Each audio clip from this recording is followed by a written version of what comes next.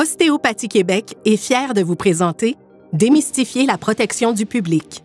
Une série en 5 épisodes pour mieux vous outiller et continuer à vous faire rayonner comme ostéopathe consciencieux et chevronné. Épisode 1. Objectifs et origine de la protection du public. Épisode 2. Le devoir d'agir avec dignité. Épisode 3. Le respect des droits du client. Épisode 4.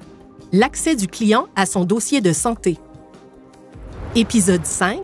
Les devoirs de la pratique clinique. La volonté de protéger les plus vulnérables devant ceux qui ont l'avantage d'un savoir spécialisé est un concept qui a fait du chemin. Petit retour dans le temps. Saviez-vous que les premières ébauches de régulation des professions médicales datent d'il y a plus de 3400 ans en Mésopotamie? C'est la société grecque antique qui va définir les bases des codes de déontologie des professionnels soignants d'aujourd'hui. Qui n'a pas déjà entendu parler d'Hippocrate? Au 4e siècle avant Jésus-Christ, ce médecin grec et philosophe énonce déjà certains principes éthiques connus sous le célèbre serment d'Hippocrate. Ces principes s'appliquent toujours à la conduite souhaitée de la part d'un professionnel au 21e siècle.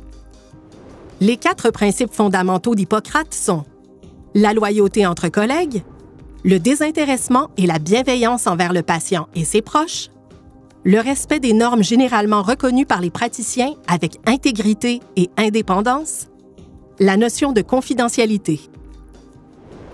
Maintenant, faisons un grand saut au 18e siècle au Royaume-Uni.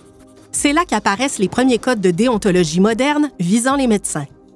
Au Canada, c'est la conquête, et la majorité des médecins français retournent en France après la défaite des troupes. On remarque donc une hausse du charlatanisme. Petit à petit, des structures étatiques viendront encadrer la profession médicale en préconisant le principe d'autorégulation qui est toujours valable aujourd'hui.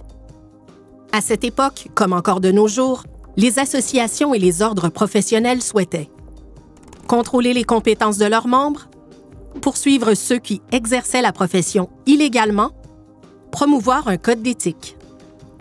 Ces actions étaient perçues comme des mesures protectionnistes visant à éliminer la concurrence. Cap sur la province de Québec en 1973.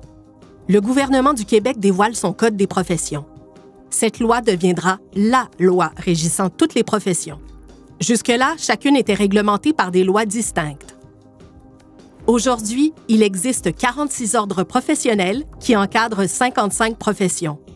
On compte notamment 30 professions dans le domaine de la santé et des relations humaines.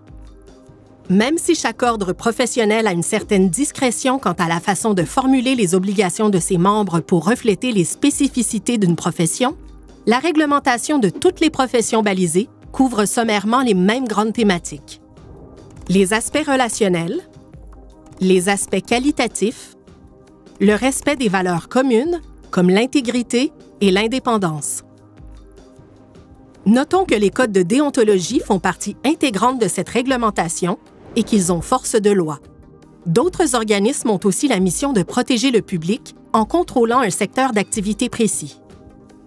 L'Autorité des marchés financiers, l'Office de la protection du consommateur, le Protecteur du citoyen et la Commission des droits de la personne et des droits de la jeunesse en sont quelques exemples. Bientôt, souhaitons-le, l'ostéopathie sera reconnue comme une profession à part entière, grâce aux efforts soutenus de votre association. Une étape tant attendue qui laissera sa marque dans l'histoire de l'ostéopathie et des soins de santé au Québec. Ostéopathie Québec est fière de vous avoir présenté le 5e et dernier épisode de Démystifier la protection du public. Une série pour mieux vous outiller et continuer à vous faire rayonner comme ostéopathe consciencieux et chevronné.